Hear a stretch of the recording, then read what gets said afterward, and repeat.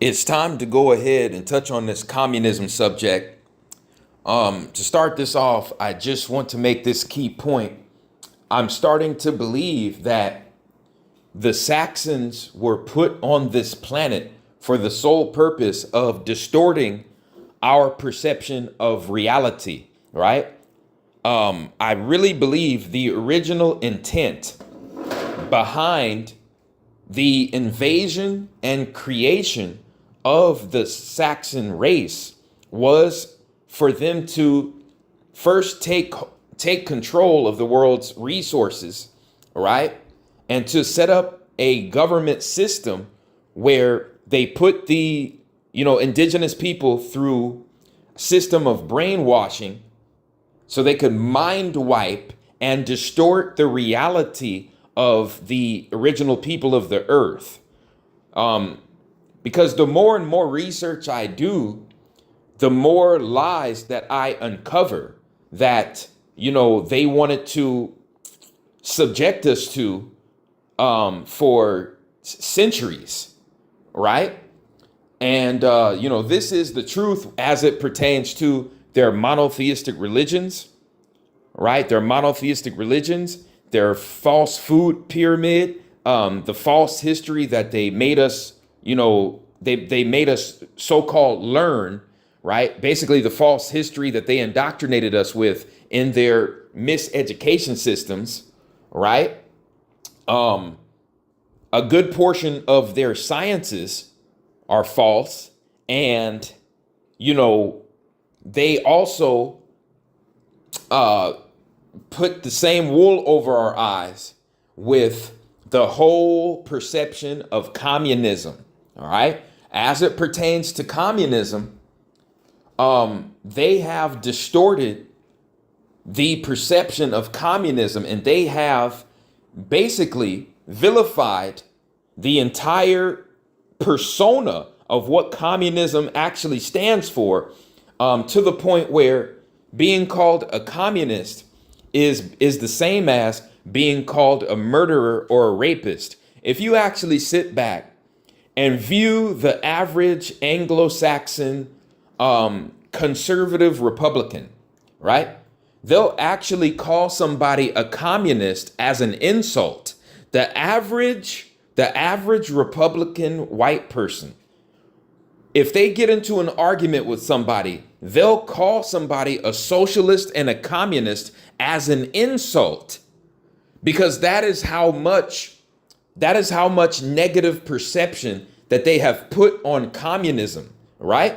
Communism is viewed in the same light as being a Satan worshiper, or being a pedophile, or being a murderer, or being a rapist, right? They have put that kind of connotation on the word communism, all right? So, when we do the research and when we understand what communism really is, we understand that it is simply a political and economic ideology that positions itself in opposition to liberal democracy and capitalism, right? Which means it is the opposite of liberal democracy and capitalism. And communism advocates, all right?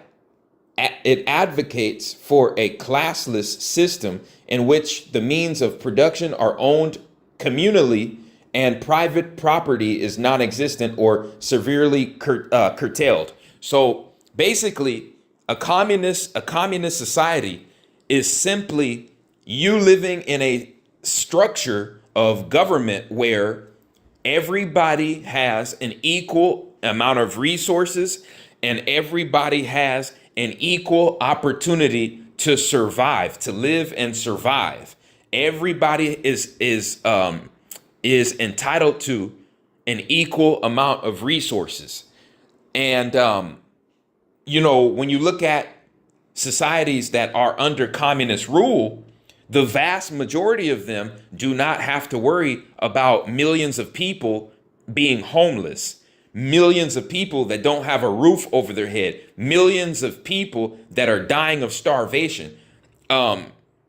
I'll say, well over 90% of communist societies, they don't have to worry about mass homelessness and mass starvation. They don't have to worry about that. You see what I'm saying? And everyone in that communist society, every citizen in that communist society, they are entitled to an equal amount of resources, all right? An equal amount of opportunity. And guess what? If you call yourself a true spiritual person, if you call yourself a true spiritually righteous person, that should not bother you. If you are a truly spiritually enlightened, high frequency, high vibrational person, and you're not a materialist, if you're really not a materialist, communism should not bother you.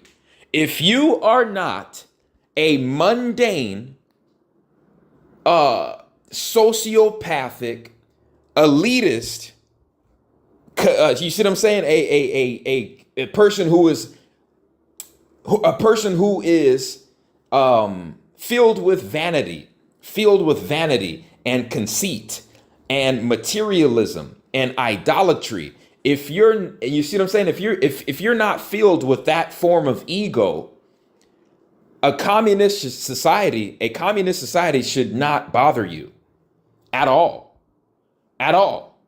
If you really study what communism is, the textbook definition, right? If you study the textbook definition of communism and you study the etymology of the word, right, you will see, right, it starts with commune, which means community, making sure that your community comes first. Your community, right, the health and the well-being of the community comes before the self. The well-being of the greater good of the community comes before self. So communism is an anti-selfish society. Communism is an anti-selfish society. It is an anti-individualistic society. You understand? When you come to the so-called democratic republics, like, the United States and, the democratic republics, when you deal with democratic republics, right, that's your pro-capitalist. Those are your pro-capitalist societies. And in your pro-capitalist societies, you have a mega wealthy ruling class of mega wealthy people and their families. Then you have a higher middle class, right, that works for the mega wealthy corporations. And then you have a lower middle class.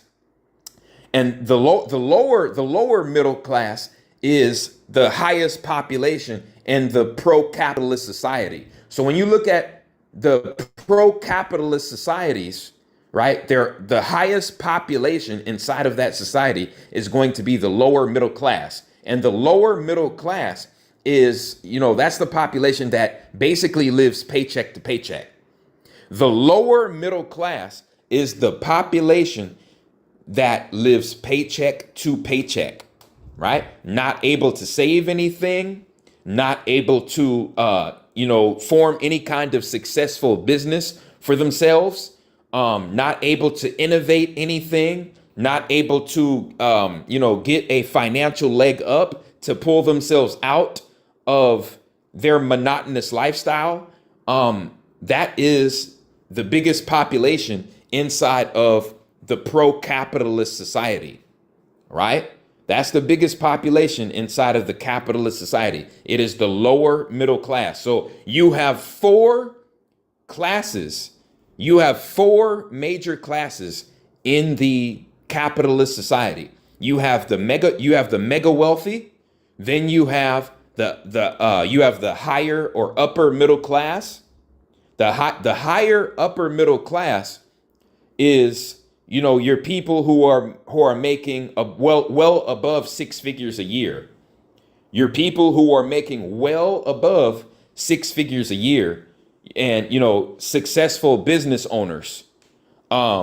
that were able to make the right moves, make the right decisions, meet the right people, come up with the right idea at the right time, and they were able to profit and they were able to gain from it, and they are reaping the benefits of their labor and their decision to become a creator and not a worker.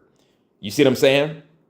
And a good portion of those people, like, they make well above the six-figure mark for themselves. But that higher middle class, they are not part of the mega wealthy class.